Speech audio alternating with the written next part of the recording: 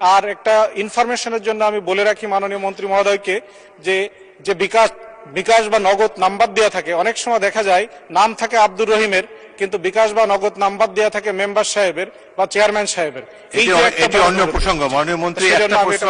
জি ধন্যবাদ। যে আমরা ইতিপূর্বে দেখেছি যে কোন নির্বাচিত প্রতিনিধি যারা থাকেন তারা যদি সরকার দলীয় না হয় তাহলে সে এলাকায় দেখা যায় যে সরকার দলীয় যারা নেতাকর্মীরা থাকে তারা অধিকাংশ ক্ষেত্রে এই ভাতা প্রদান সহ বিভিন্ন সমাজ কল্যাণমূলক কাজে প্রভাব বিস্তার করে তাদের চিন্তা চেতনা, তাদের লক্ষ্য উদ্দেশ্যকে বাস্তবায়ন করতে চায়।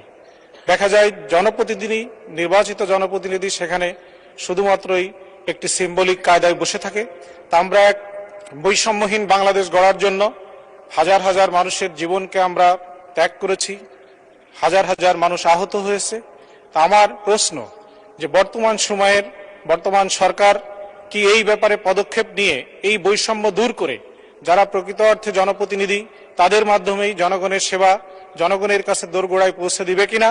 আর অধিকাংশ ক্ষেত্রে দেখা যায় যে আজকে আমাদের এই সমাজ কল্যাণমূলক যত ভাতা আমি খেয়াল করে দেখেছি যে অনেক সময় যারা তালিকা দেন জি আমি একটা প্রশ্ন করেছি যে এই বৈষম্য দূর করবেন কিনা।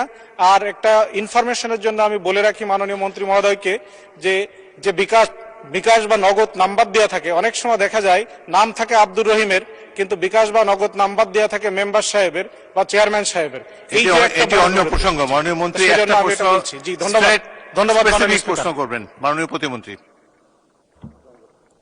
ধন্যবাদ মাননীয় সংসদ সদস্য। আসলে যেসব প্রশ্নগুলো আমাদের কার্যতালিকায় থাকে না, নোটিশ দিলে ভালো হয়, পরবর্তীতে নোটিশ দেওয়ার জন্য আমি অনুরোধ জানাচ্ছি।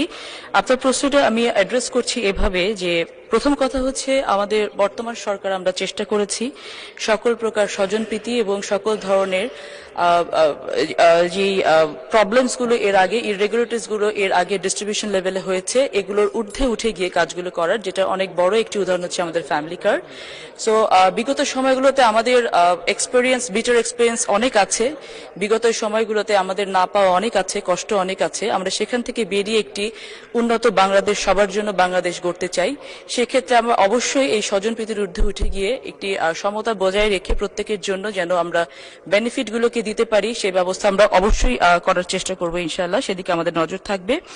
আর যেটা আপনি বলছেন যে বিভিন্ন সময়ে মোবাইল ওয়ালেটের মাধ্যমে যেই ডিস্ট্রিবিউশনগুলো হয় বেনিফিট এন্ডে, এটা খুব প্র্যাকটিক্যাল একটা প্রবলেম যে অনেক সময় অনেক মুরব্বী থাকেন, অনেক মানুষ থাকেন একদম প্রান্তিক লেভেলে যারা নিজের হয়তো মোবাইলটা অপারেট করতে পারেন না।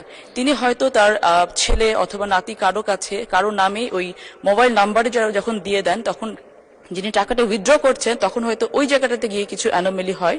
সো এটা একেবারে খুব ব্যক্তিগত পর্যায় থেকে হয় বলে আমরা মনে করি, এটা আমরা দেখেছিও। তারপরে আমরা চেষ্টা করব এই বিষয়গুলো, যেহেতু একজন মানুষ যাকে এই টাকাটা দেওয়া হচ্ছে 500 হোক 700 হোক, এই টাকাটা কিন্তু তার জন্য অনেক বড় একটি ব্যাপার। তো সেটা যেন অবশ্যই যার টাকা তার কাছে পৌঁছায় সেটাকে নিশ্চিত করার জন্য আমরা আরো রিফাইনারি ওয়েতে গিয়ে আমরা একটা ব্যবস্থা গ্রহণ করার চেষ্টা করব।